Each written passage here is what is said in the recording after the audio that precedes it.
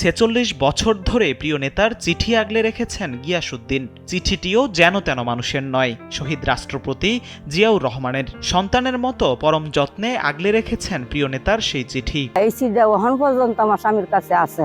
একটা সময় ছিল যখন যোগাযোগের প্রধান মাধ্যম ছিল চিঠি। আধুনিক এই সময়ে এসে চিঠির আবেদন নস্টালজিক। আর সেটা যদি হয় মহান কোনো ব্যক্তিত্বের, তাহলে তো সেই চিঠির অনুভূতি অন্যরকম হবেই। ঠিক তেমনি এক চিঠির সন্ধান মিলেছে কিশোরগঞ্জের হোসেনপুর উপজেলার বর্ষিকুড়া গ্রামে। জিয়াউর রহমানের দিক নির্দেশনামূলক একটি চিঠি পরম যত্নে দীর্ঘ ৪৬ বছর ধরে আগলে রেখেছেন এই গ্রামের বাসিন্দা গিয়াসউদ্দিন। পেশায় তিনি একজন অটোরিকশা চালক। ট্রেনিং দেওয়ার পরে আমরা তাই বলছি ট্রেনিং দেওয়া 1 বছর পরে আমার বাড়িতে একটা চিঠি আইছি। চিঠি আইলে পরে চিঠি খুলে দেখি জিয়াউর রহমানের আদর্শ একটা সিগনেচার দেখি আমি অবাক হয়ে গেছি যে আমার লাগান একটা ক্ষুদ্র লোক জিয়াউর রহমানের চিঠি দিছে। এই চিঠিটা যত্ন রাখে, এখন পর্যন্ত আমি এই চিঠিটা আমার হাতে যত্নে রাখছি।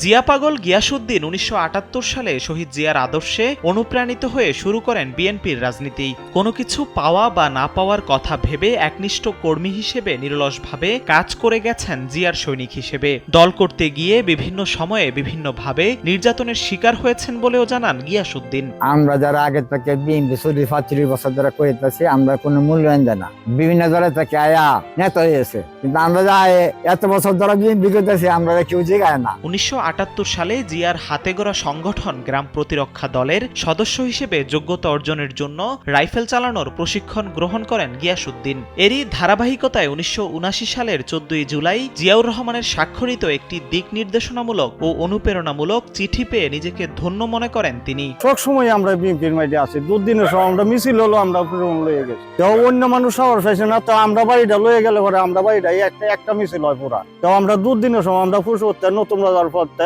আয়া মাস বাজার আয়া পড়ছি। তো আল্লাহর রহমতে আমরা বিএনপিতে আছি। আর আইজও থাকলাম, কাইলেও তো আমরা বাধ্য রয়ে গেছে বিএনপিতে। ওনার ট্রেনিং এর পরে একটা চিঠি পাইছিলেন। এই চিঠিটা ওনার সন্তানের চেয়ে যত্ন কইরা রাখছেন। এই চিঠিটা রাখা এত যত্ন করছেন যে সন্তানের চেয়েও বেশি ভালোবাসেন। এত প্রেমিক বিএনপির এই আদর্শ নিয়ে ওনা এখনো আছেন, রাজনীতি করেন। এই রাজনীতি নিয়ে বিএনপির সাথে জড়িত আছেন, বিভিন্ন কার্যক্রমের সাথে জড়িত আছেন। অনেক লোক আছে বিএনপির সাথে অনেক ত্যাগ করেছেন, কিন্তু আমার চাচা এখনো এই দল ছাড়েন নাই। জীবনের শেষ সায়াহ্নে এসে তার আর চাওয়ার কিছুই নেই। প্রিয় নেতার চিঠিকে আগলে রাখতে পেরেছেন, এটাই তার বড় তৃপ্তি। আমরা এত বছর ধরে বিএনপি করিতেছি, আমরা মূল্যায়ন করে পাই না। এটা আমার দুঃখের ব্যাপার, এটা দুঃখের ব্যাপার। আমার আদেশ ছিল যে কালেজা আর তার একটা মানুষের আদেশ ছিল যে আগে যে যারা বিএনপি করেছি আমরা এরা যে মূল্যায়ন দেয়, এটি হলো আমাদের আবৃত্তি। গিয়াসউদ্দিন প্রসঙ্গে হোসেনপুর উপজেলা বিএনপির আহ্বায়ক জহিরুল ইসলাম মুবিনের থেকে জানতে চাওয়া হলে তিনি বলেন, গিয়াসউদ্দিনকে আর্থিক সহযোগিতা এবং দলীয় মূল্যায়ন করা হবে। আমরা চেষ্টা করতেছি এবং চেষ্টা করব ওনাকে আর্থিক দলীয় সহযোগিতা করার জন্য এবং দলীয়ভাবে সম্মান ওনাকে দেওয়ার জন্য। আমাদের সরকার যদি গঠন হয়, আমরা দলীয়ভাবে যদি ক্ষমতা আসতে পারি, আমরা পরবর্তীতে আমাদের দেশ নায়ক তারেক রহমান সাহেব দেশে আসলে অবশ্যই আমরা ওনাকে আমাদের ভারপ্রাপ্ত চেয়ারম্যানের কাছে ওনাকে নিয়ে যাব।